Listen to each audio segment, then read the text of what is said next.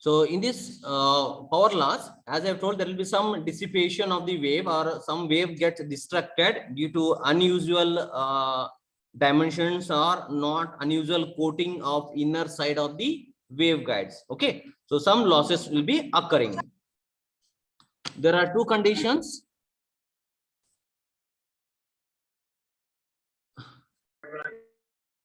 Uh, 74, are you there? Gautam CR.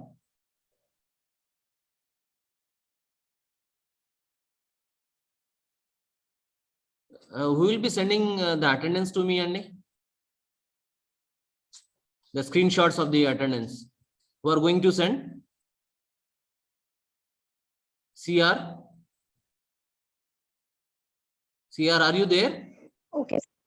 Okay, please Yes, send. sir. Okay, please send the screenshots of the today's tense to me after the class ending. Fine. And Okay, now power loss is when there is some deviations in the dimensions of the inner walls of the waveguide. Okay, so there are two cases. So there are two cases. First case, when the frequency is less than the cutoff frequency, there will be some losses. The another case, when frequency has been more than the cutoff frequency, also some losses will be recorded.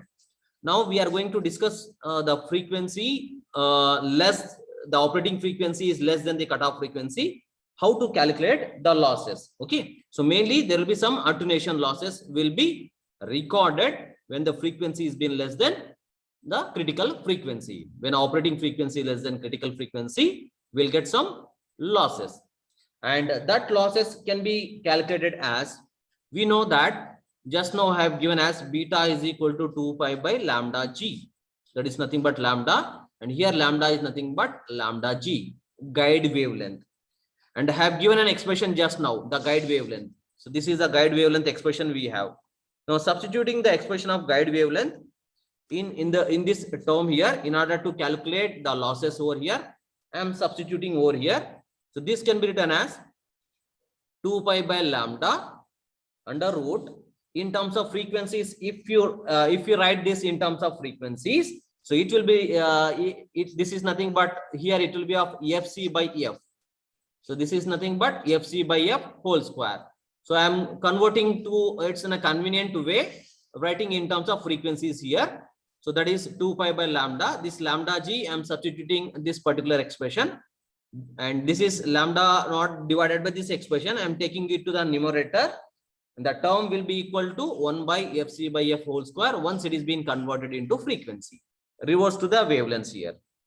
Nothing confusion only. I have substituted the lambda g expression here, that's all, and converted into frequency here to make it shortage of the derivation. So directly I am imposing here.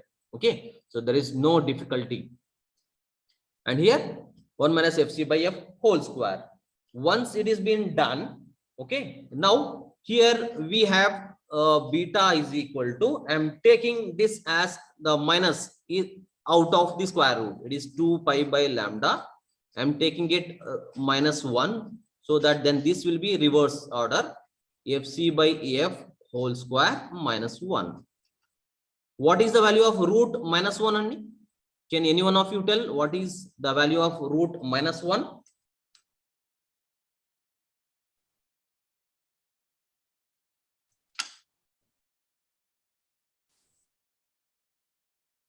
Oh, screen rotate.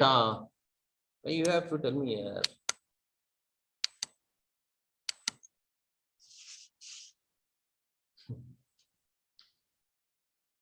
Is it okay?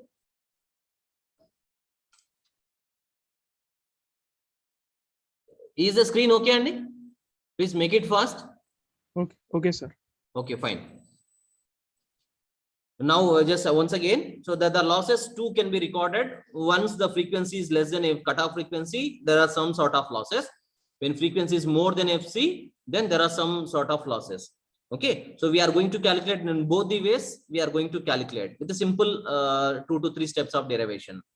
We know that phase constant is equal to 2 pi by lambda g, which is equal to lambda g, whatever we have just now, it is being derived in this expression here, lambda g, that I'm going to substitute here lambda g. So when lambda g is being substituted, so this is 2 pi by lambda, and this whatever the denominator we have, I'm taken to the numerator and written in terms of frequency. That's all. Okay. So in terms of as it was in wavelengths, I have converted into frequencies and I have written here. So now in this expression, I have taken -1 as outside the square root. So then it's of -1 I have taken, then this will be here. The first, it becomes the first term over here, and it has been written. And root of -1, so it is being written as IRJ. Few of your friends has been responded as J is equal to root of -1, and we know this.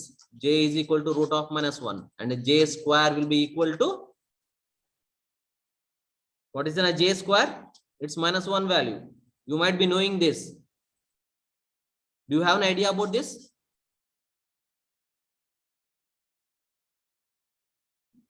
Where is J is equal to root -1?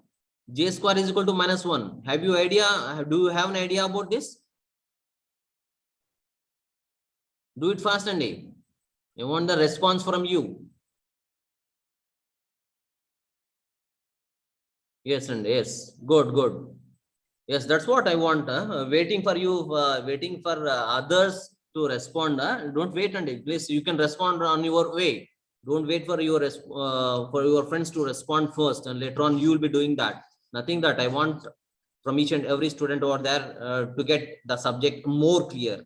So that's what root of my J, it is being taken as 2 pi by lambda. It is J I'm writing here, and this is being equal to FC by F whole square -1.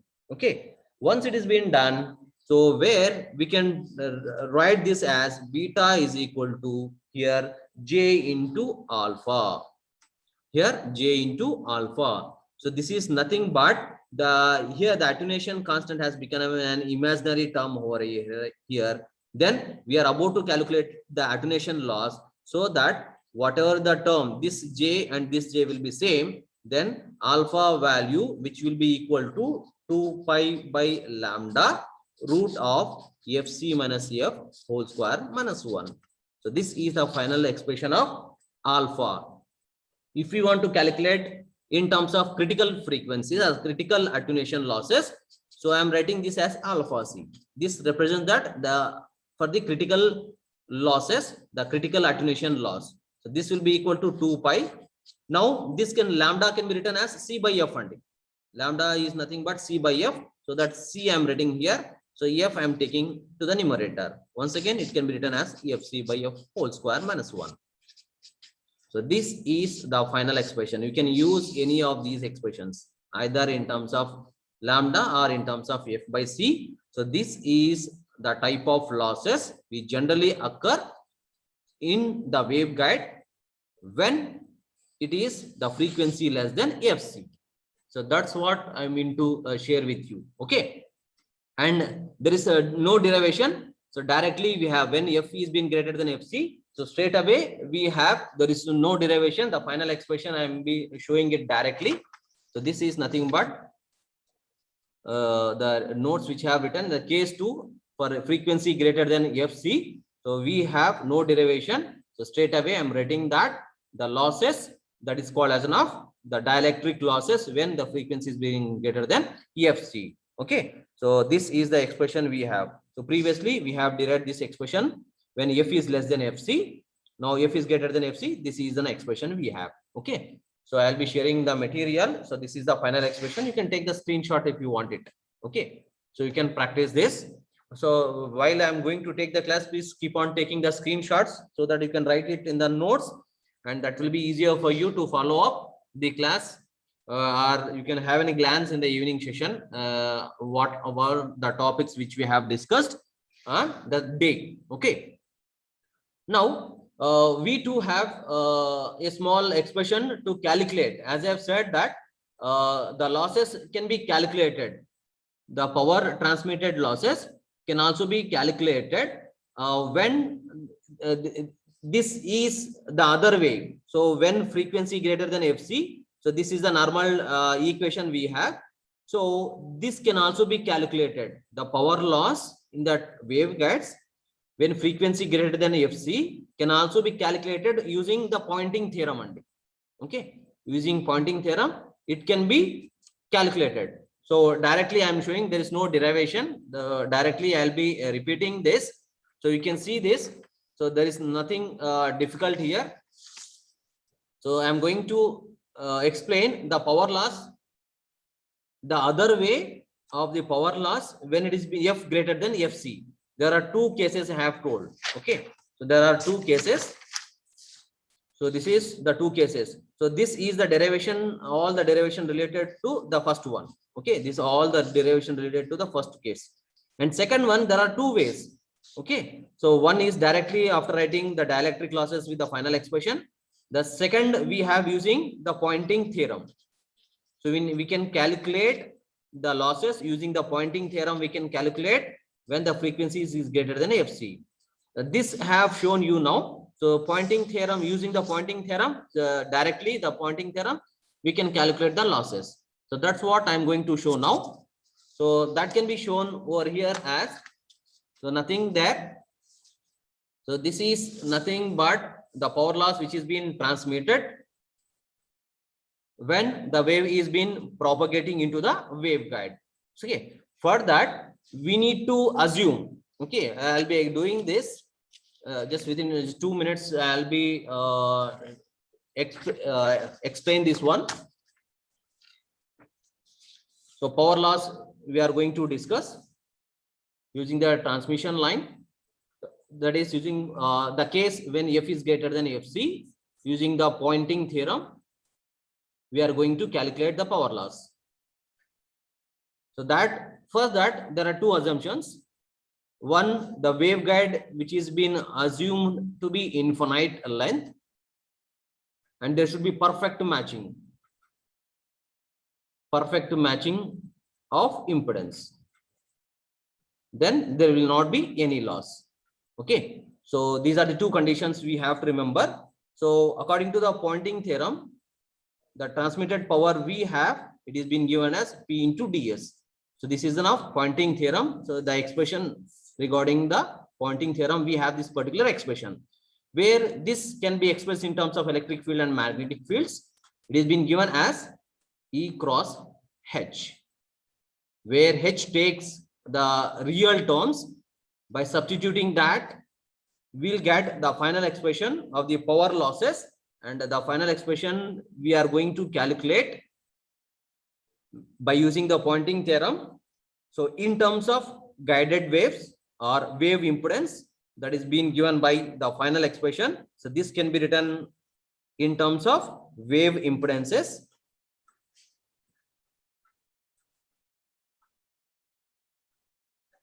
It has been very simple, and see, this is the final expression.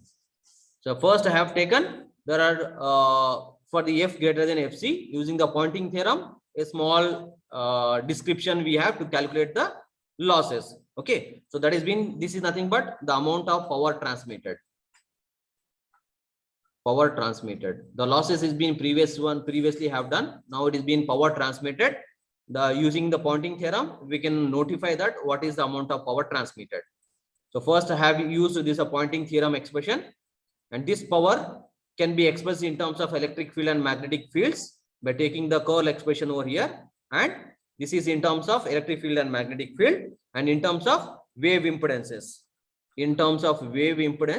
So this is the expression of the power transmitted into the waveguide. So this is all the details today I want to cover. And what are the things we have covered? We have covered first the wave impedance of TM mode. So wave impedance for TM mode we have covered, the wave impedance of TE mode, and the power losses we have discussed, then the power transmitted. So these are the 4 topics we have discussed today, and I hope you have taken the screenshots of that, and accordingly please go through with that. And by this I'm going to stop this. If you have any problem of the topic here, you can recall me in the next class so that I can repeat that particular small topic, whichever it has been not followed by you, I can do it in the next class. Okay. Okay, CR, please send the attendance. Now I'm winding up the class, Andy. Thank you then. Fine.